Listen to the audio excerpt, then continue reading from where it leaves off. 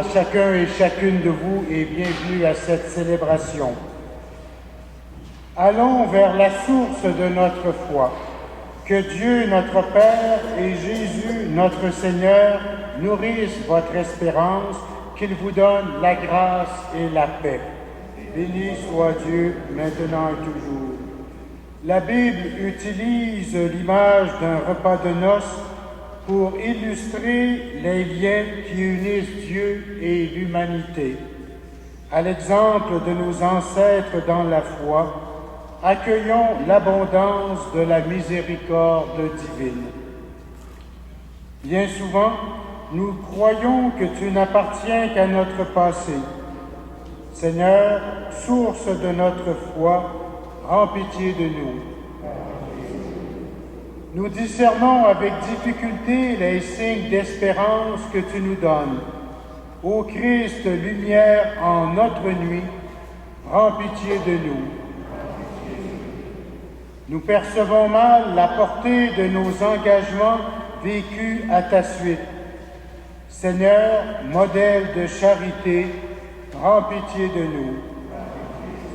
Que Dieu Tout-Puissant nous comble de sa miséricorde, qu'il nous conduise vers la fête de la vie éternelle.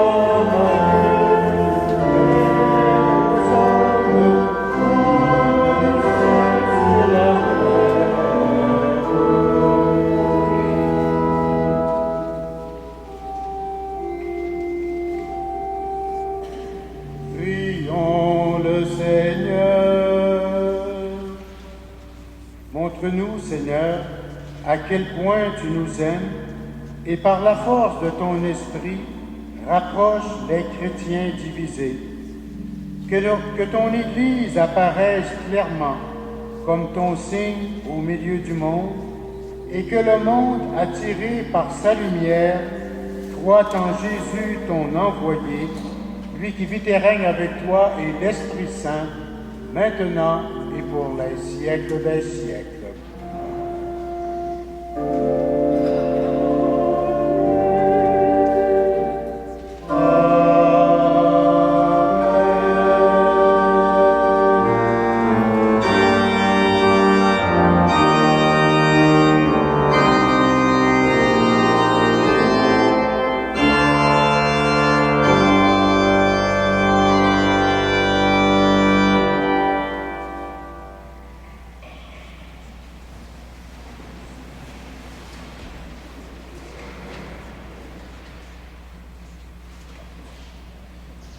Lecture du livre d'Isaïe. Pour la cause de Jérusalem, je ne me tairai pas.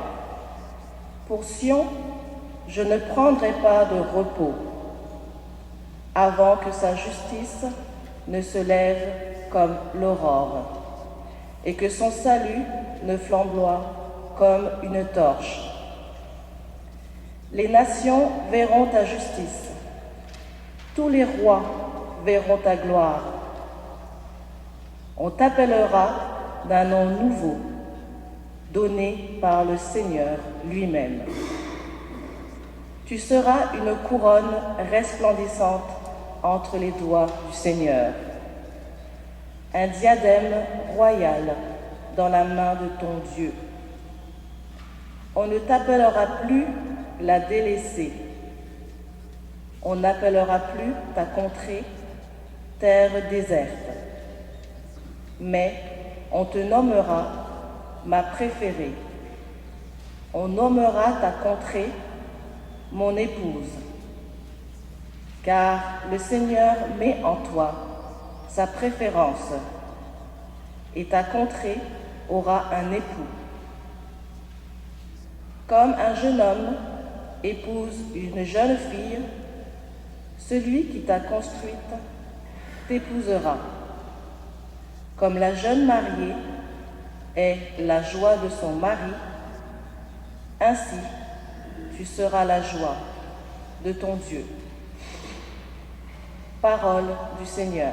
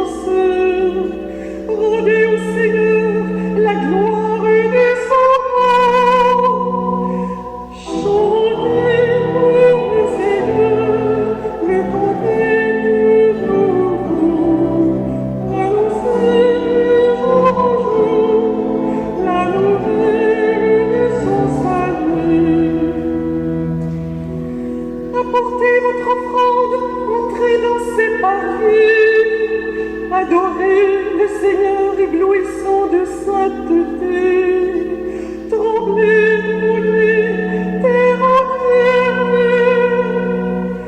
chantez pour le Seigneur, le cantique nouveau, annoncez de jour en jour la nouvelle de son salut. Allez dire aux nations, le Seigneur est roi, le monde inébranlable tient bon, il gouverne les peuples avec droiture. Chantez pour le Seigneur, le cantique nouveau, annoncez de jour en jour la nouvelle de son salut. Joie au ciel, exulte la terre, les masses de la mer mugissent, la campagne tout entière est en fête. Chantez pour le Seigneur, le cantique nouveau, annoncez de jour en jour la nouvelle de son salut.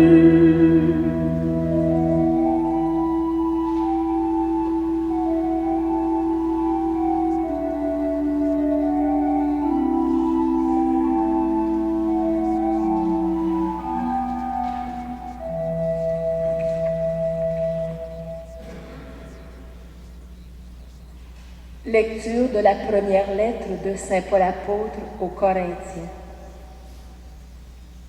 Frères et sœurs, les dons de la grâce sont variés, mais c'est toujours le même esprit. Les fonctions dans l'Église sont variées, mais c'est toujours le même Seigneur. Les activités sont variées, mais c'est partout le même Dieu qui agit en tous. Chacun reçoit le don de manifester l'Esprit en vue du bien de tous. À celui-ci est donné, grâce à l'Esprit, le langage de la sagesse de Dieu. À un autre, toujours par l'Esprit, le langage de la connaissance de Dieu. Un autre reçoit, dans l'Esprit, le don de la foi. Un autre encore, des pouvoirs de guérison, dans l'unique Esprit. Un autre peut faire des miracles. Un autre est un prophète. Un autre sait reconnaître ce qui vient vraiment de l'Esprit. L'un reçoit le don de dire toutes sortes de paroles mystérieuses. L'autre, le don de les interpréter. Mais celui qui agit en tout cela, c'est le même et unique Esprit. Il distribue ses dons à chacun selon sa volonté. Parole du Seigneur.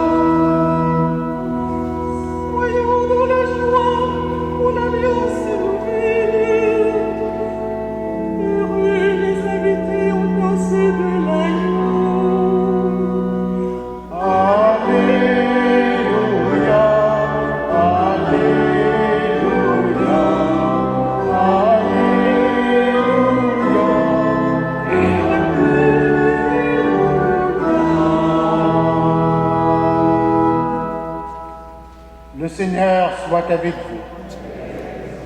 Évangile de Jésus-Christ selon Saint Jean. Il y avait un mariage à Cana en Galilée. La mère de Jésus était là. Jésus aussi avait été invité au repas de noces avec ses disciples. Or, on manqua de vin. La mère de Jésus lui dit: ils n'ont pas de vin. Jésus lui répond: Femme, que me veux-tu? Mon heure n'est pas encore venue. Sa mère dit au serviteur: Faites tout ce qu'il vous dira. Or, il y avait là 6 cuves de pierre pour les ablutions rituelles des Juifs. Chacune contenait environ 100 litres. Jésus dit au serviteur: Remplissez d'eau les cuves. Ils les remplirent jusqu'au bord. Il leur dit: Maintenant, puisez et portez-en au maître du repas. Ils lui emportèrent. Le maître du repas goûta l'eau changée en vin. Il ne savait pas d'où venait ce vin. Mais les serviteurs le savaient, eux qui avaient puisé l'eau. Alors, le maître du repas interpelle le marié et lui dit: Tout le monde sert le bon vin en premier, et lorsque les gens ont bien bu, on apporte le moins bon. Mais toi, tu as gardé le bon vin jusqu'à maintenant. Tel fut le commencement des signes que Jésus accomplit. C'était à Cana en Galilée. Il manifesta sa gloire et ses disciples crurent en lui. Acclamons la parole de Dieu.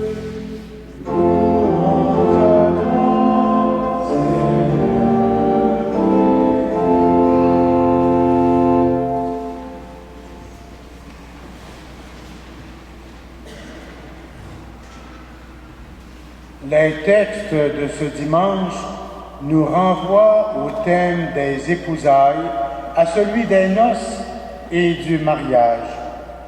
Le thème des noces est très important dans l'ensemble de la parole de Dieu, que ce soit dans l'Ancien comme dans le Nouveau Testament. Très souvent, on s'est servi de ce thème des épousailles pour exprimer le rapport entre Dieu et son peuple, entre l'Église, entre le Christ et son Église. Cette très belle réalité de la vie humaine qu'est le mariage a servi de modèle pour exprimer quelque chose de l'amour fondamental entre Dieu et l'être humain.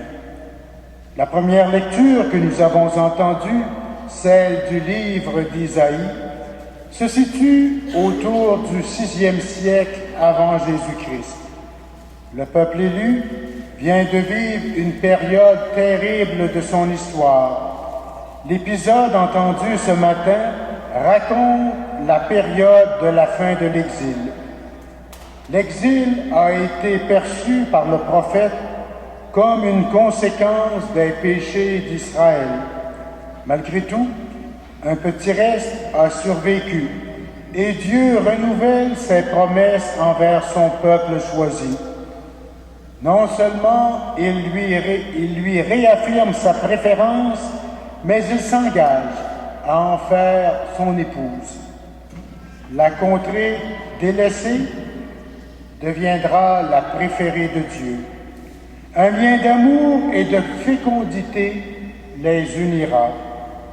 Israël recevra les bénédictions du Seigneur et en retour, il fera la joie de son maître.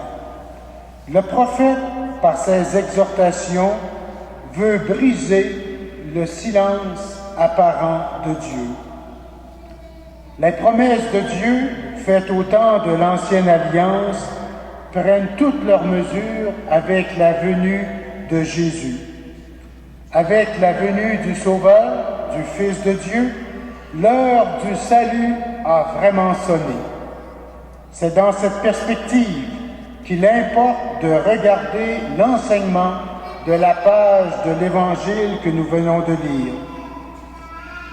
Le récit se déroule à Cana et au cours de noces. Notons la présence de Jésus, celle de sa mère et des disciples qui entourent les époux et tous les invités. Présence de Jésus au cœur d'une réalité humaine très importante. C'est dans ce contexte qu'aura lieu le changement de l'eau en vin. Ce miracle de Jésus prend une importance particulière parce que ce sera son premier miracle, le premier signe qu'il donnera au début de sa vie publique. Ce miracle de Jésus revêt une importance particulière parce qu'il donne le sens profond de la mission qu'il est venu réaliser.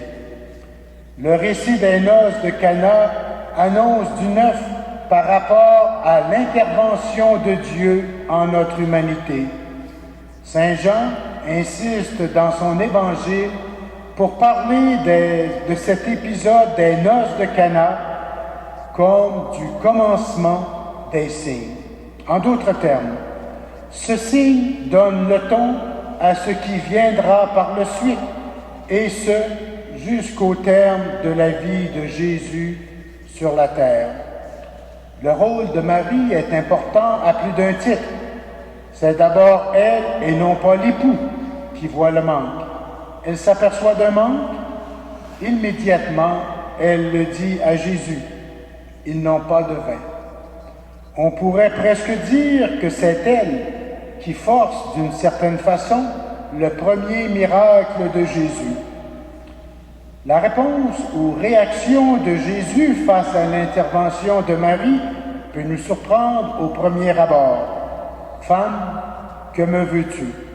Mon heure n'est pas encore venue. » On pourrait même se dire que ce n'est pas une façon de répondre à sa mère.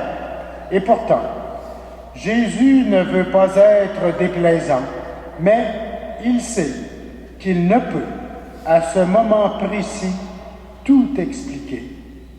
Sa mère et ses disciples, comme les serviteurs et les invités à la noce, ne peuvent pas tout comprendre. Il n'est qu'au commencement de sa vie publique. Ce n'est qu'au terme, après sa mort et sa résurrection, qu'ils pourront mieux comprendre le sens profond de ce qui s'est passé à Cana. Il demeure que l'intervention de Marie, la mère de Jésus, n'est pas qu'un pur détail. Elle a son importance. La Vierge Marie est respectueuse de son Fils et lui laisse l'initiative concrète, mais elle dira quand même aux serviteurs « Faites tout ce qu'il vous dira ». 2000 ans plus tard, cette même parole nous est adressée ce matin à chacun et chacune de nous. Faites tout ce qu'il vous dira. Cette page de l'Évangile nous montre que Jésus s'inscrit dans la suite des actions de Dieu accomplies tout au long de l'Ancienne Alliance. Mais à Cana, au début de son ministère, il le fait avec plénitude, force et puissance. On insiste sur le rôle de Jésus et sur la quantité phénoménale du vin produit. 6 cuves d'eau deviennent plus de 600 litres de vin. Et non seulement de vin, mais de vin d'une qualité supérieure pour réjouir le cœur des convives. La pointe du récit, pourrions-nous dire, c'est qu'avec l'action de Jésus, la puissance de Dieu en faveur de l'humanité prend un nouvel essor. Jésus dit que son heure n'est pas venue, mais pour nous signifier que ce ne sera vraiment qu'après sa mort et sa résurrection que toute sa mesure se réalisera pour chacun et chacune de nous. Jésus, par sa parole et ses sacrements qui nous rejoignent, nous nourrit, nous fortifie. Il appartient à chacun et chacune de nous de prendre le temps de comprendre, de répondre, de communier à l'initiative que Jésus a prise en notre faveur. Jésus disait à sa mère, « Mon heure n'est pas encore venue. » Oui, maintenant son heure est venue, mais nous ne l'oublions jamais. Dieu laisse à chacun et chacune de nous le temps de comprendre. Dieu est patient avec chacun de nous. Et cet aspect-là est important.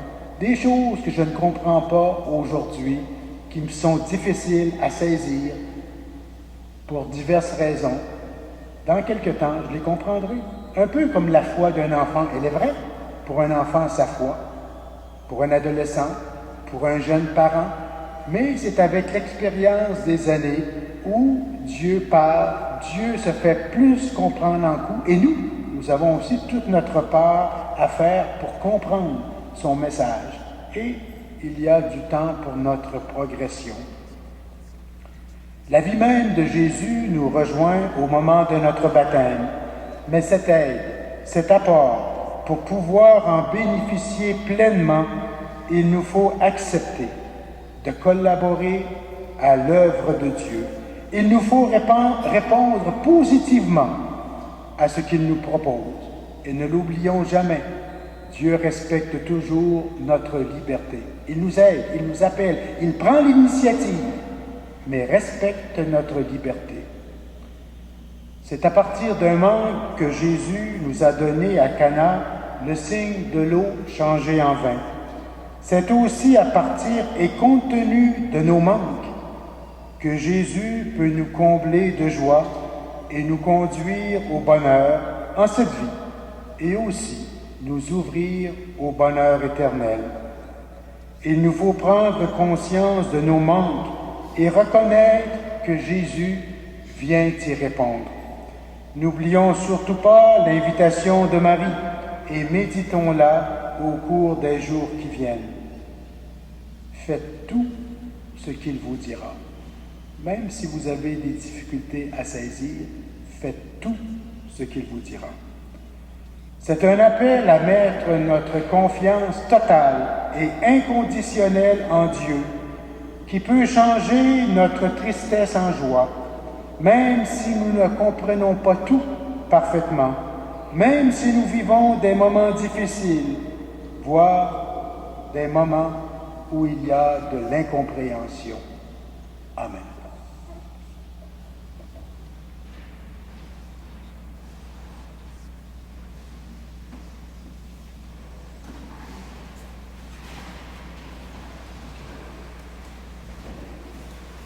Avec fierté, proclamons notre foi.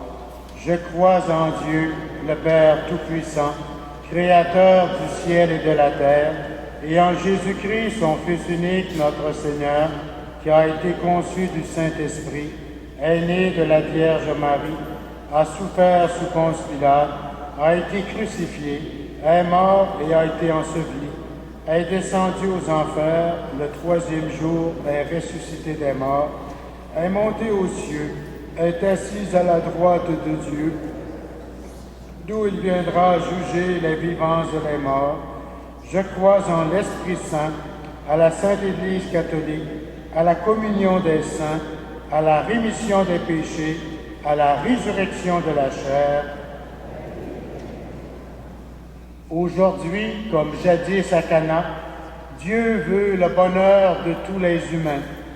Demandons-lui des signes de son amour généreux pour l'Église et le monde entier. Jésus avait été invité aux noces, au repas de noces, pour que nos familles et nos sociétés donnent toute la place au Seigneur. Ensemble, prions.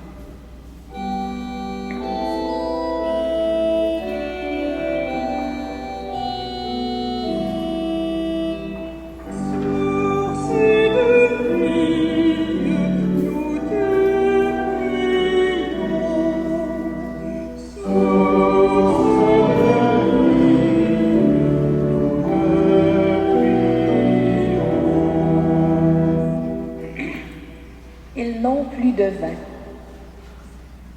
pour que nous soyons attentifs aux besoins et aux attentes de ceux et celles qui nous entourent.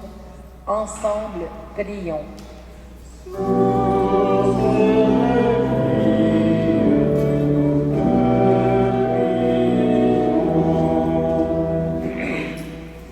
Faites tout ce qu'il vous dira, pour que nous soyons à l'écoute du Seigneur qui nous parle par les démunis, les malades et les oubliés de notre société. Ensemble, prions.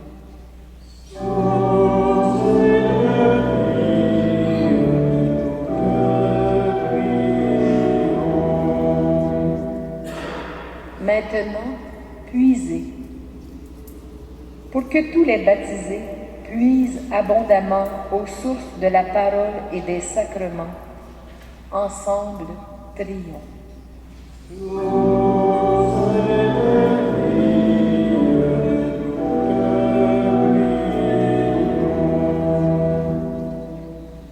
Tel fut le commencement des signes,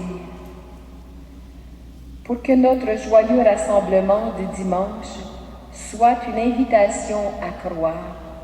Ensemble, prions.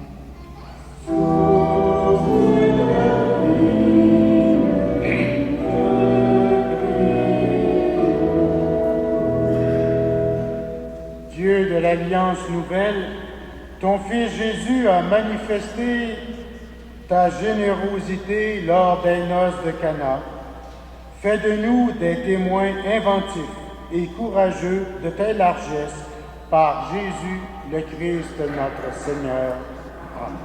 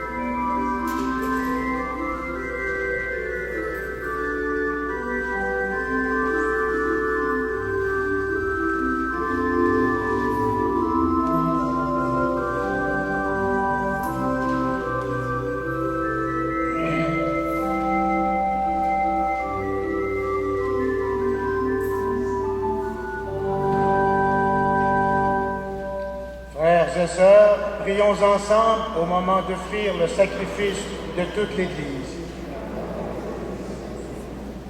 En célébrant le mémorial de notre salut, nous te supplions, Seigneur, que le sacrement de ton amour soit pour nous le signe de l'unité et le lien de la charité par Jésus-Christ, ton Fils, notre Seigneur et notre Dieu, lui qui vit et règne avec toi dans l'unité du Saint-Esprit, maintenant et pour les siècles des siècles.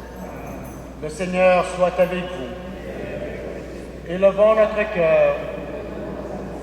Rendons grâce au Seigneur notre Dieu. Vraiment, il est juste et bon de te rendre gloire, de t'offrir notre action de grâce toujours et en tout lieu, à toi, Père très saint, Dieu éternel et tout-puissant, par le Christ notre Seigneur. Dans sa pitié pour notre misère, il a voulu naître d'une femme, la Vierge Marie. Par sa passion et sa croix, il nous a délivrés de la mort éternelle. Par sa résurrection d'entre les morts, il nous a donné la vie qui n'aura pas de fin. C'est pourquoi, avec les anges et tous les saints, nous proclamons ta gloire en chantant d'une seule voix.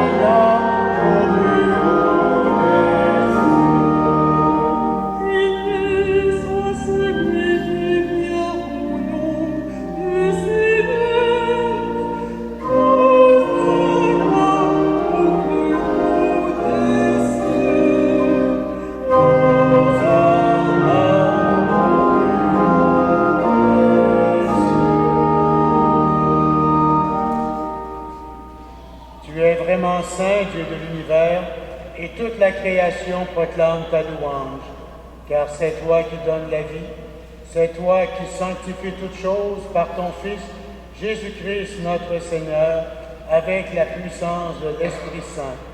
Et tu ne cesses de rassembler ton peuple afin qu'il te présente partout dans le monde une offrande pure. C'est pourquoi nous te supplions de consacrer toi-même les offrandes que nous apportons. Sanctifie-les par ton Esprit, pour qu'elles deviennent le corps et le sang de ton Fils, Jésus-Christ notre Seigneur, qui nous a dit de célébrer ce mystère. La nuit même où il fut livré, il prit le pain, en te rendant grâce, il le bénit, il le rompit et le donna à ses disciples en disant, « Prenez et mangez-en tous, ceci est mon corps livré pour vous. »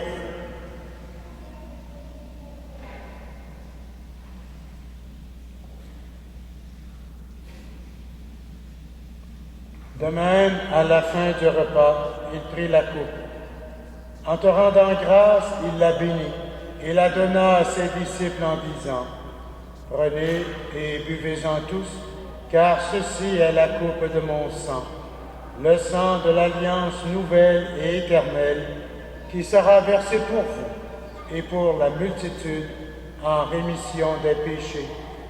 Vous ferez cela en mémoire de moi. »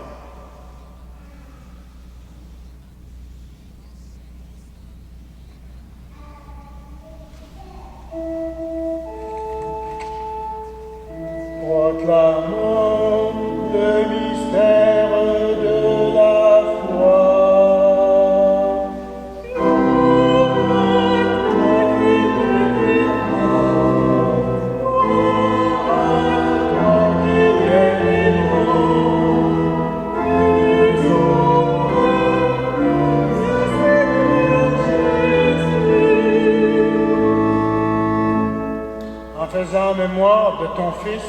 de sa passion qui nous sauve, de sa glorieuse résurrection et de son ascension dans le ciel, alors que nous attendons son dernier avènement, nous présentons cette offrande vivante et sainte pour te rendre grâce.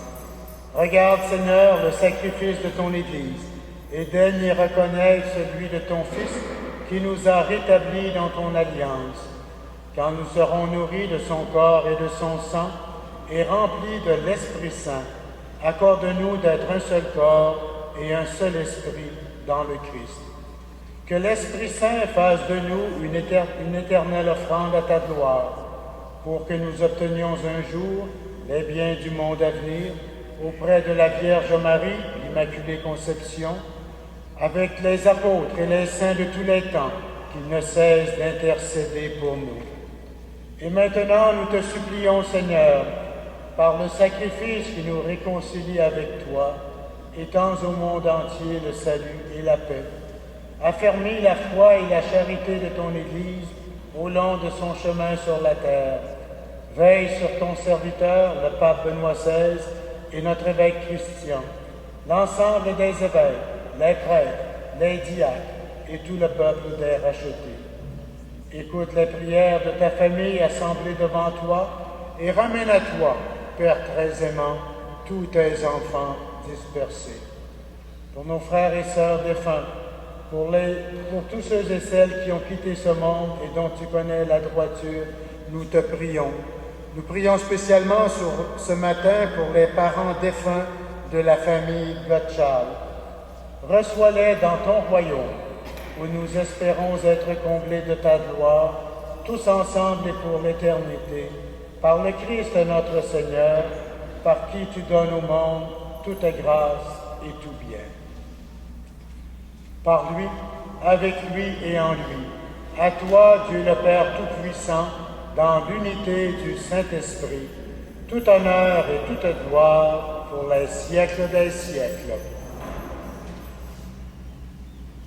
Avec confiance, nous reprenons le Notre Père que nous a enseigné Jésus en chantant cette prière. Notre Père,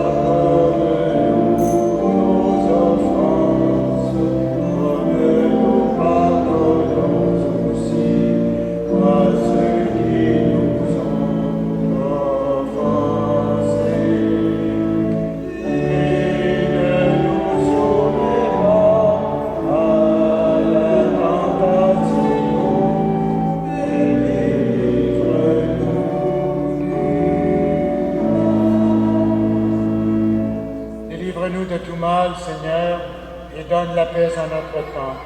Par ta miséricorde, libère-nous du péché, rassure-nous devant les épreuves, en cette vie où nous espérons le bonheur que tu promets et l'avènement de Jésus-Christ, notre Sauveur.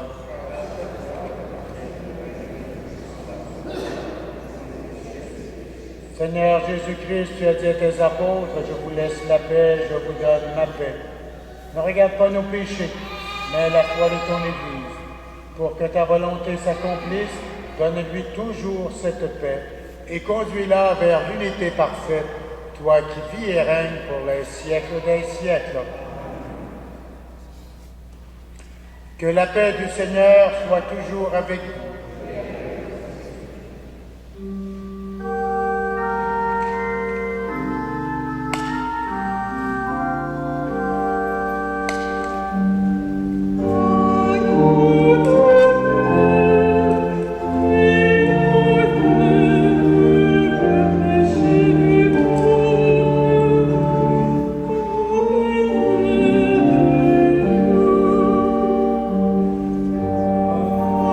Amen.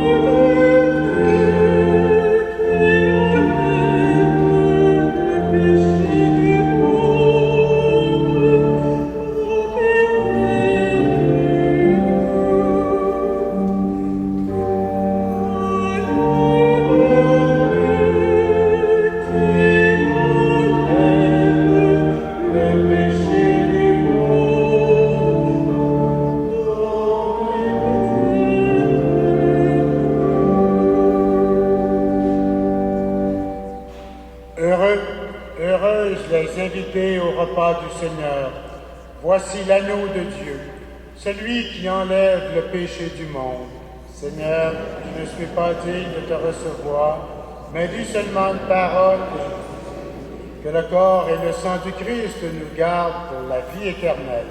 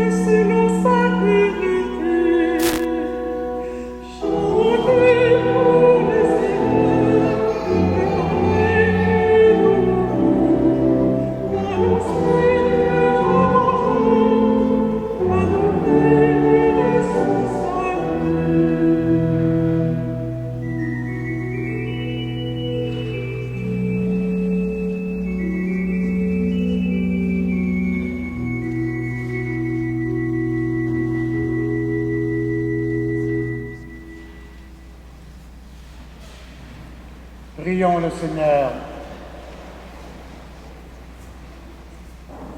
Après avoir participé au sacrifice du Christ, nous te demandons, Seigneur, d'envoyer sur le corps tout entier de l'Église ton esprit de sainteté, afin qu'il entraîne ceux et celles qui portent le nom de chrétiens à te servir dans l'unité de la foi, par Jésus-Christ, ton Fils, notre Seigneur et notre Dieu, lui qui vit et règne avec toi dans l'unité du Saint-Esprit, maintenant et pour les siècles des siècles. Le Seigneur soit avec vous. Que Dieu Tout-Puissant vous bénisse, lui qui est Père, Fils et Esprit Saint. Bon dimanche, bonne semaine, allez dans la paix du Christ.